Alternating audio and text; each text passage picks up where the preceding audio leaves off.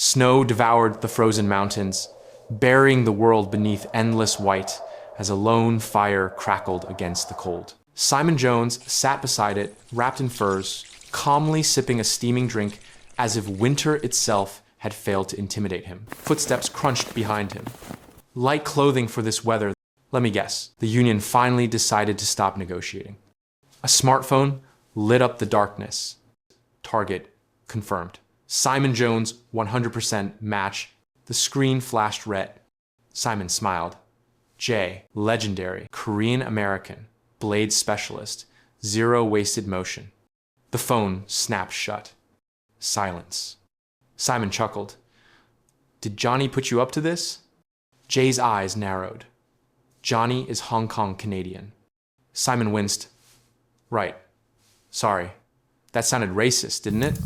For half a second, the tension cracked.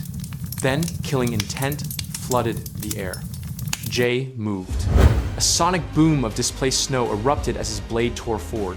Simon barely blocked in time, steel colliding with steel as gravity seemed to give up on both men. They clashed midair, spinning like gods at war. Blue energy flared as Jay parried Simon's axe, analyzing attack patterns with mechanical precision, like a raid boss reading a player's cooldowns. Simon roared, brute strength behind every swing. Jay slipped through it all, frame perfect. A dagger flashed. Blood painted the snow. Simon's axe flew from his grip. Jay stood over him. The Grim Reaper made flesh. Simon coughed, blood bubbling from his lips. So the legend's real. Jay didn't blink. Simon laughed weakly. Figures. Monopoly hates competition. He looked up. You ever wonder if this is right? Jay stared down at him. I don't waste processing power on morality. Simon smiled bitterly. Then I guess karma's coming for you too.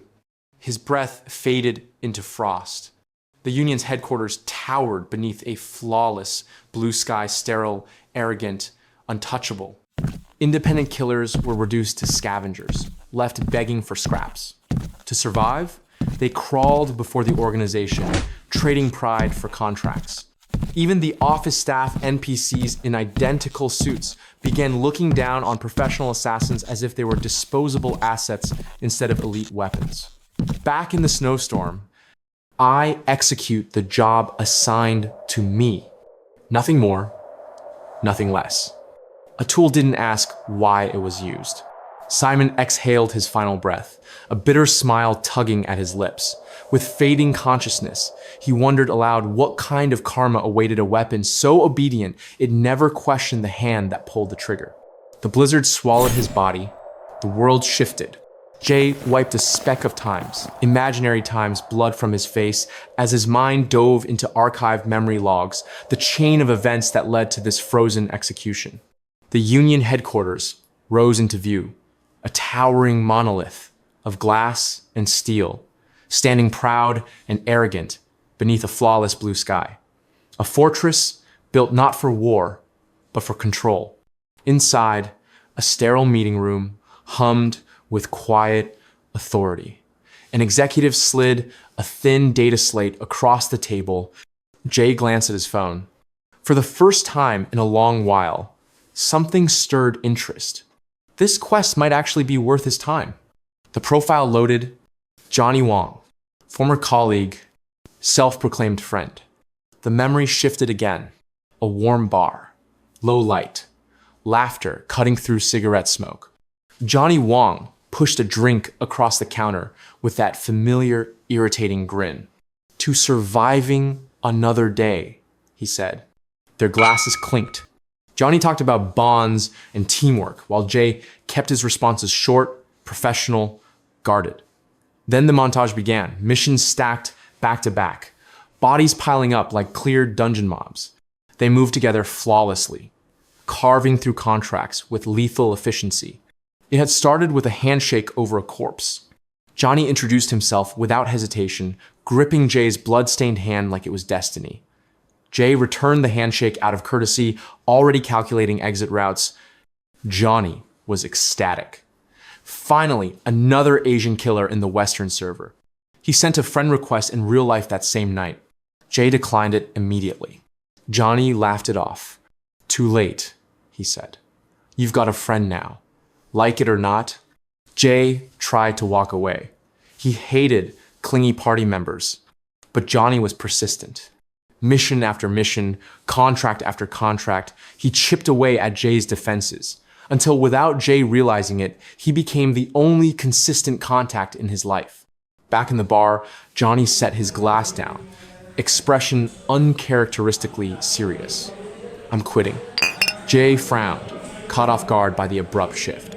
Johnny leaned forward, voice low. He was done playing by the union's rules. Done bleeding under their taxes, their cuts, their control. Like a player sick of losing half his loot to marketplace fees, he wanted out. "I'm starting my own guild," Johnny said, "one that challenges the union." He extended his hand. "Come with me, let's build something legendary." Jay took a slow sip of his drink. Then he rejected the offer instantly. "No." The word landed before the pitch could breathe. Jay set the glass down and met Johnny's eyes. "Life and work are solo campaigns," he said. "I don't party up." Johnny sighed, already knowing that would be the answer. But he smiled anyway. At the tablet. "I'll do it," he said. "One condition." The executive hesitated. Johnny Wong lives. Silence. Then the suit adjusted his glasses. "Agreed." The skyscraper fell in a single night. Jay descended through corridors carpeted with bodies, untouched, flawless. The bracelet on his wrist, cheap, colorful, glimmered faintly. In the penthouse, Johnny waited. "So," Johnny joked weakly, "guess business was good." Jay shattered the glass in his hand. The fight lasted seconds. Johnny charged, Jay disabled him. Perfectly.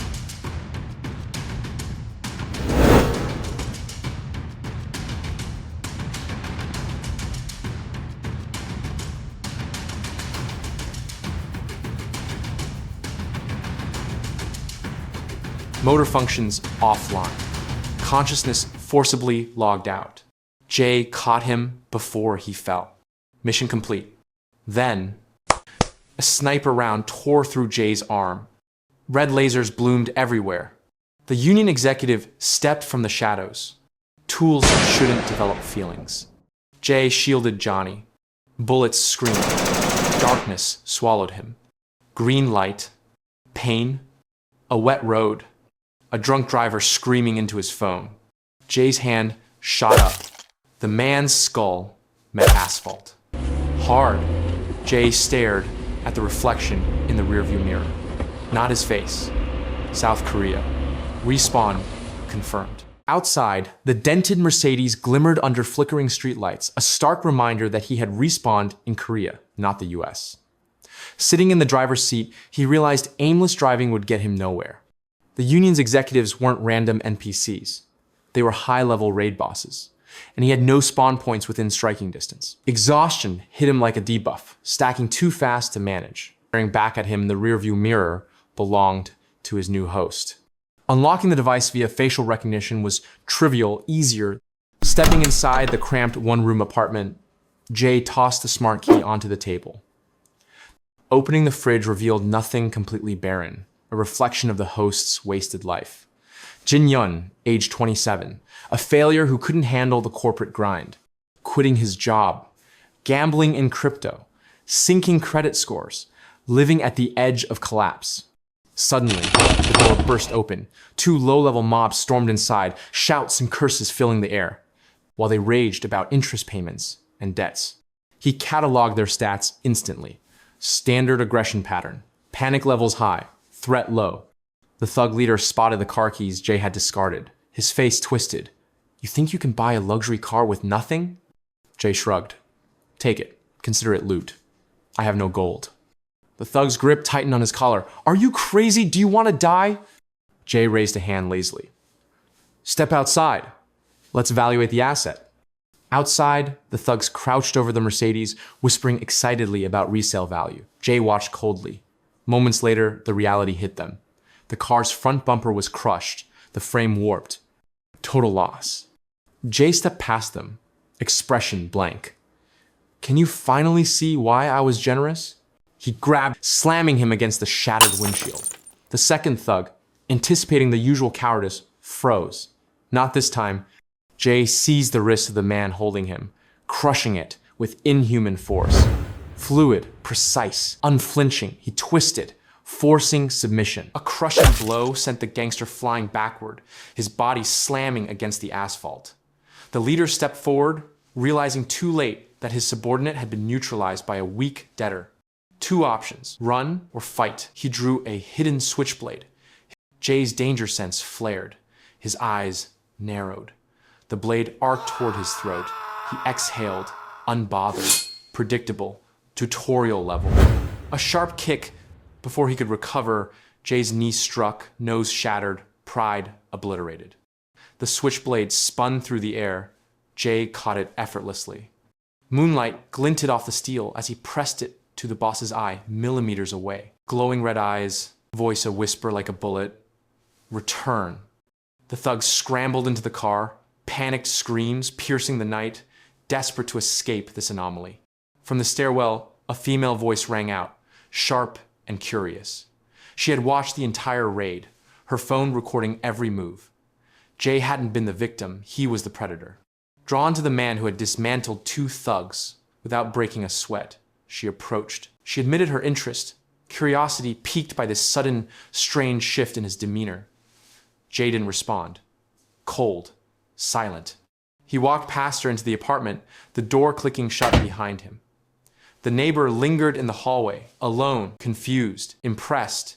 Jay collapsed onto the bed, adrenaline bleeding away, exhaustion pressing down on every nerve. Hours later, his stomach growled a beast, demanding tribute. Outside, the neon glow of a 24-hour McDonald's beckoned like a save point. Inside, he devoured a burger, taste identical to his previous life. Memory overlaid reality. He and Johnny, sitting here years ago, debating the tactical importance of uniform fast food. Consistency prevents food poisoning on missions, Johnny had said, holding up a fry with a grin. If you like this taste, you're never far from home. Jay remembered slapping the fry from Johnny's hand, annoyed by the lecture. Now, he missed that voice, that simple comfort. Alone, he sat in the booth. Empty seat opposite him. Painful reminder that Johnny was gone. Staring at his reflection in the window, he accepted the truth. They had both died. Only he had responded. He swallowed the grief with another bite when sudden footsteps drew his attention. He looked up. A woman with pink hair stood there, intensity radiating like a storm. She placed a tray on the table. A blue light flared on Jay's wrist, the bracelet pulsing, alive. Breath caught in his throat. She lifted her arm, matching glow. Fate had rewritten itself. Jay's mind flickered. A shadow. Destiny had reassembled the pieces. The new game had begun. Jay froze in the aisle, heart hammering, chest tightening. The impossible was staring back at him. The woman before him was Johnny.